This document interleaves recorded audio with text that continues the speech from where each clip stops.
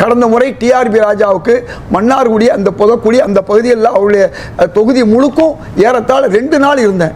அந்த எழுச்சியை பார்த்தேன். போன தேர்தலில் இந்த தேர்தலில் நான் சொல்லி முடிச்சுக்கிறேன். அதே மாதிரி இந்த தேர்தலில் வேறு பகுதிகளுக்கு நான் போக வேண்டியிருந்தாலும் நான் போகலன்னு சொல்ல வர்றேன். ஆனால் அங்கே இருக்கக்கூடிய ஊர்களில் எனக்கு தமிழ்நாட்டில் 3800 ஊர்களில் ஒரு அமைப்பு இருக்கு. வட்டி இல்லா கடன், ஏழைகளுக்கு பென்ஷன் கொடுக்கிறது, கல்வி உதவி கொடுக்குற அமைப்பு இருக்கு. இந்த 3800 ஊர்களுடைய அமைப்புகள்ல இருந்து நான் அங்கே மாவட்ட அமைப்புகளுமா கேட்கும் பொழுது ஒவ்வொரு ஜமாத்துகளும் சொன்ன வார்த்தை, நான் கேட்டது எது கேட்டேன்னா, முஸ்லிம்கள் வாக்குல ஒரு 5 விழுக்காடு 10 விழுக்காடு 110 விழுக்காடு தாவேக்காவுக்கு போற மாதிரி ஒரு சூழல் இருந்துச்சு. இதை தடுப்பதற்காக வேண்டி ஒரு முயற்சி எடுத்தேன். அந்த முயற்சியை நான் கேட்கும் பொழுது அது எந்த வகையில் இல்லை, ஒரு குறைந்த அளவு போகலாம் என்று சொன்னார்கள்.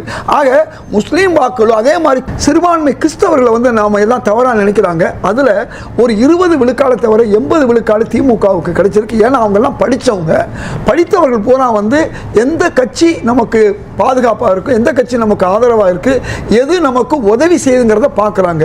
இந்த 2 விஷயத்தை நான் தொலைக்காட்சி மூலமா நான் மக்களுக்கு சொல்லி ஆகணும்.